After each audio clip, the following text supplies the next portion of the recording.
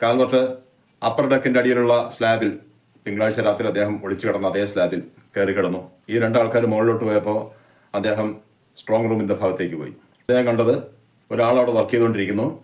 അയാളുടെ സ്കൂബ സൂട്ടിന്റെ ഹെൽമെറ്റിൽ ഒരു ലൈറ്റ് പിടിപ്പിച്ചിട്ടുണ്ട്, ഒരു ഹെഡ് ലൈറ്റ്.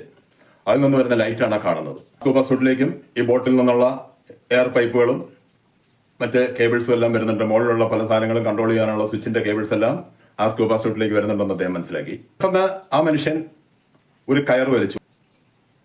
കാൽവർട്ട് പെട്ടെന്ന് ഒഴിഞ്ഞു മാറിയെങ്കിലും ചെറുതായി ആ കയറിലൊന്നും തട്ടി. പക്ഷെ അത് മറ്റേയാൾ മനസ്സിലാക്കും എന്ന് അദ്ദേഹം വിചാരിച്ചതേയില്ല. പക്ഷെ അടുത്ത നിമിഷം അയാൾ കയ്യിൽ ഒരു കത്തിയുമായിട്ട് കാൽവർട്ടിന് നേരെ തിരിഞ്ഞു.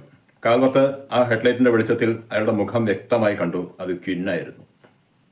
ക്വിൻ ആ ഹെൽമെറ്റിന്റെ ഗ്ലാസ്സിലൂടെ ഒന്ന് ചിരിച്ചു കാൽവർട്ടിനെ നോക്കി. പെട്ടെന്ന് ക്വിൻ ആ കത്തിയുമായി കാൽവർട്ടിന് നേരെ എടുത്തു. കാൽവർട്ട് ആ സമയത്ത് ആ എയർ പൈപ്പ് പിടിച്ചൊന്ന് വലിച്ചു. ക്വിന്നിന്റെ ബാലൻസ് തെറ്റി ക്വിൻ ആ കത്തിയുമായി മുന്നോട്ട് വീണു. അടുത്ത നിമിഷം കാൽവർട്ടിന്റെ വലത്തെ വാരിയലിൽ ഒരു വേദന അനുഭവപ്പെട്ടു. അത് ക്വിൻ വീണപ്പോൾ കത്തി ദേഹത്തും തട്ടി, അത്രേ ഉള്ളൂ. വീണ്ടും താഴോട്ട് വീണ ക്വിന്ന് ആ കയ്യിലിരുന്ന കത്തി കൊണ്ട് അയാൾ അറിയാതെ തന്നെ ആ എയർ പൈപ്പ് മുറിച്ചല്ല, കത്തി തട്ടി അത് മുറിഞ്ഞു.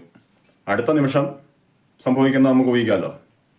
എയറിന് പകരം അറ്റ്ലാന്റിക് ഓഷനിലെ ഉപ്പുവെള്ളമാണ് പിന്നെ അയാളുടെ ലങ്സിലേക്ക് കയറുന്നത്. അയാൾ പിടഞ്ഞു മരിക്കുന്നത് കാൽവർട്ട് ഒരു നിമിഷം നോക്കി.